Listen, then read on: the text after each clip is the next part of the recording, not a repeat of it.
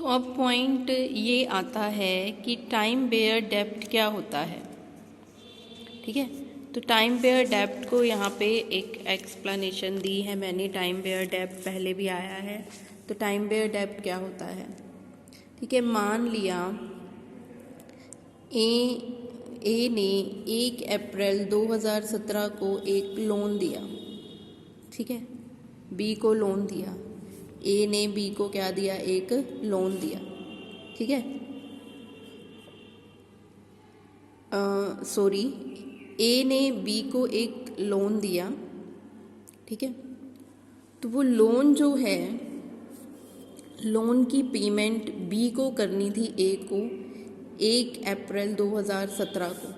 ठीक है, बी को जो है वो पेमेंट करनी थी लोन की 1 अप्रैल 2017 को। बी को जो है वो लोन पे करना था, वापस पे करना था। ठीक है, तो अब ये लोन 1 अप्रैल 2017 को बी को पे करना था इस डेट को। ठीक है, अब लॉ ऑफ लिमिटेशन क्या कहता है कि जिस दिन पेमेंट करनी थी, यानी कि 1 अप्रैल 2017 को जो पेमेंट करनी थी, इसके 3 साल के अंदर, 3 साल तक, ठीक है, ए केस कर सकता है। ठीक है, अगर बी ने पेमेंट नहीं की, ड्यू डेट थी 1 अप्रैल 2017, जिस डेट को बी को ए को लोन की पेमेंट करनी थी। अब बी ने इस लोन की पेमेंट नहीं की 1 अप्रैल 2017 को, तो ए लॉ ऑफ लिमिटेशन के अकॉर्डिंग ए के पास 3 साल का टाइम है कि वो बी के अगेंस्ट केस कर सकता है, उससे पैसा रिकवर कर सकता है कोर्ट की हेल्प से।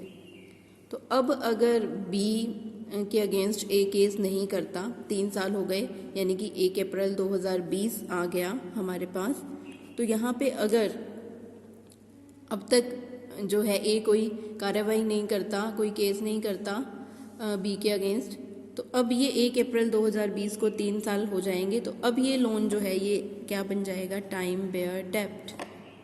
ठीक है, अब जो है ए बी के अगेंस्ट कुछ भी नहीं कर सकता लीगली, तो वो उससे वो पैसा वसूल नहीं कर सकता। ठीक है, तो अब यहाँ पे क्या पॉइंट है कि अगर कोई इंटीमेशन नहीं दी है, बी ने ए को पेमेंट की, तो ए अपनी मर्जी से उस लोन की पेमेंट को, जो भी पेमेंट बी ने की है, वो ए अपनी मर्जी से किसी भी लोन के लिए यूज़ कर सकता है। वो टाइम बेयर डेब्ट के लिए भी यूज़ कर सकता है। ठीक है, तो यहाँ पे मैंने लिखा है कि क्रेडिटर में अप्लाई हिज डिस्क्रिशन, वो अपनी मर्जी से उसे यूज़ कर सकता है पेमेंट को। ठीक है, तो वो टाइम बेयर डेब्ट की पेमेंट में भी यूज़ कर सकता है, या लोन ऑफ लेसर इंटरेस्ट की, जिसकी इंटरेस्ट कम है लोन की, उसके लिए भी अप्लाई कर सकता, वो मान सकता है पेमेंट। ठीक है, कैसे कि मान लिया ए ने जो है बी को, मान लिया ए ने, हम यहाँ पे करते हैं कि मान लिया कि ए ने जो है बी को लोन दिया है। ठीक है, अब एक उसने लोन 50,000 का दिया है और एक 80,000 का दिया है। ठीक है, अब बी ने ए को रिटर्न किए कितने रुपए, 20,000। अब अगर बी बता देता है कि ये कौन से लोन के हैं, सेकंड लोन के हैं। ठीक है, सेकंड लोन के हैं, तो यहाँ पे अगर वो 20,000 दे देगा तो उसकी इंटरेस्ट कम हो जाएगी। ठीक है, अगर बी बता देता है तो इसी में से कम हो जाएंगे 20,000। अगर बी नहीं बताता है तो ए क्या मानेगा, ए अपनी मर्जी से मान सकता है। ठीक है, वो पहले लोन के भी मान सकता है और दूसरे के भी मान सकता है।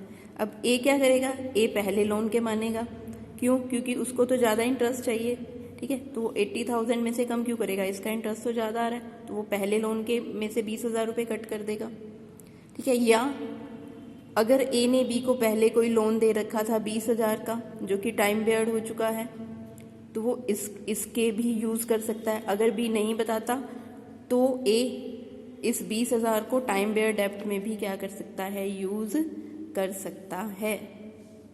ठीक है, तो यहाँ सेक्शन 60 के according, in the absence of any intimation, अगर कोई इंटीमेशन नहीं मिली है तो क्रेडिटर अपनी मर्जी से उस पेमेंट को टाइम बेयर डेब्ट में भी यूज़ कर सकता है, और जिस लोन पे कम इंटरेस्ट आ रही है उसे, तो उसकी पेमेंट भी वो मांग सकता है।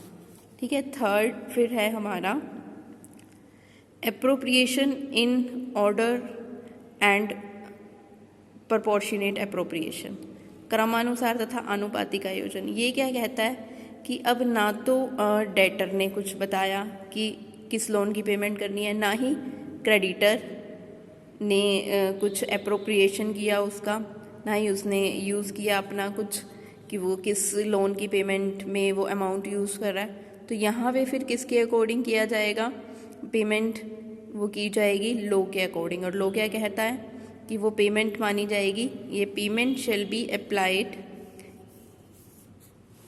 इन डिस्चार्ज ऑफ डेब्ट in order of time including time bear डेब्ट, कि वो क्या माना जाएगा कि जिस ऑर्डर में वो लोन लिए गए, ठीक है, पहले जिस लोन की पहले जो लोन लिया गया उस लोन की पेमेंट पहले मानी जाएगी। ठीक है। तो टाइम के ऑर्डर में उस लोन की पेमेंट मानी जाएगी। ठीक है। जब ना तो डेटर ने बताया ना ही क्रेडिटर ने अपनी डिस्क्रिशन यूज़ की, तो वो ऑर्डर ऑफ टाइम के अकॉर्डिंग लोन की पेमेंट मानी जाएगी, और उसमें टाइम बेयर डेब्ट भी क्या होगा, इंक्लूड होगा। ठीक है।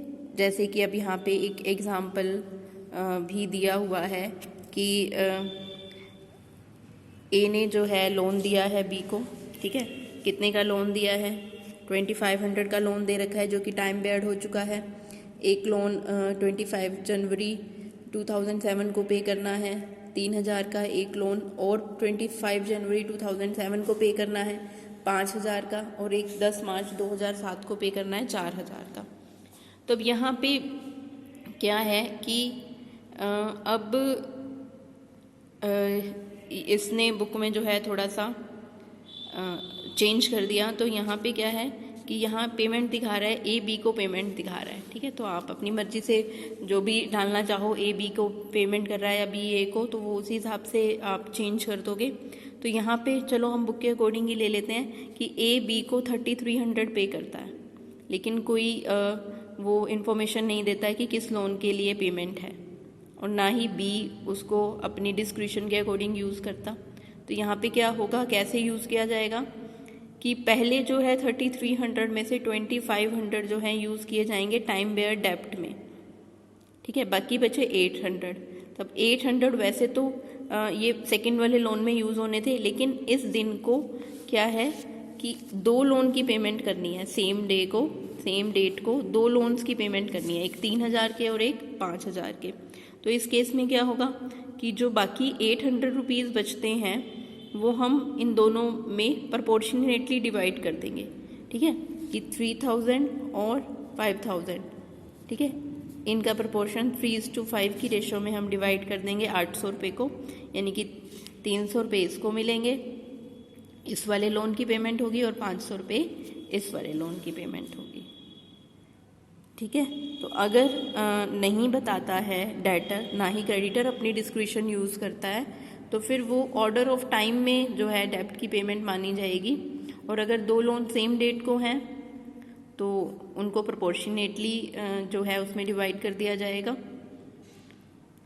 ठीक है। इसके बाद जो है एक केस भी दे रखा है मिल्स वर्सेस फॉक्स का। तो इसमें क्या था कि एक जो डेटर है उस पर 2 लोन थे, एक 100 पाउंड का और एक 150 पाउंड का। इसमें से जो पहला लोन है वो टाइम बेयर्ड हो गया। अब जो डेटर है उसने 15 पाउंड की पेमेंट की, लेकिन उसने ये इंटीमेट नहीं किया कि किस लोन की पेमेंट कर रहा है वो। तो फिर क्या डिसाइड किया गया कि जो क्रेडिटर है वो इस लोन को किसके लिए यूज़ कर सकता है, टाइम बेयर डेब्ट के लिए यूज़ कर सकता है। ठीक है। उसके बाद नेक्स्ट है आपका priority to payment of interest. ठीक है। तो ये क्या कहता है कि अगर किसी लोन पर इंटरेस्ट भी पे करनी है डेटर को और प्रिंसिपल अमाउंट भी पे करना है, ठीक है, तो वो क्रेडिटर क्या कर सकता है कि डेटर अगर कुछ नहीं बताता तो डेटर अगर पेमेंट करता है तो वो क्रेडिटर क्या करेगा कि वो इंटरेस्ट की पेमेंट को यूज़ करेगा उस अमाउंट से। पहले वो किस चीज़ की पेमेंट लेगा, इंटरेस्ट की, और फिर वो प्रिंसिपल अमाउंट के लिए यूज़ करेगा उस पैसे को। लेकिन अगर पेमेंट डेटर पहले ही डिसाइडेड टर्म्स जो भी डिसाइडेड हुई उसके अकॉर्डिंग वो पेमेंट करता है, तब पेमेंट वैसे ही मानी जाएगी। ठीक है, अगर डेटर कोई पेमेंट कर रहा है तो पहले तो पेमेंट ये मानी जाएगी कि इंटरेस्ट पे हो रही है, फिर प्रिंसिपल अमाउंट बाद में। अगर कुछ डिसाइडेड है, कुछ पहले से ही डिसाइड हो चुका है डेटर और क्रेडिटर में, फिर उसके अकॉर्डिंग ही पेमेंट मानी जाएगी। तो इस तरह से जो है ये चैप्टर आपका कंप्लीट होता है। तो आपने अच्छे से इसको समझना है, अच्छे से इसको करना है। और सब बच्चे जो है कोई प्रॉब्लम आती है तो वो पूछ लेना। तो सब बच्चे अभी भी अपना फीडबैक नहीं दे रहे हैं, तो सब बच्चे अपना फीडबैक अच्छे से देंगे कि समझ आ गया है सबको। ठीक है, तो ओके स्टूडेंट्स।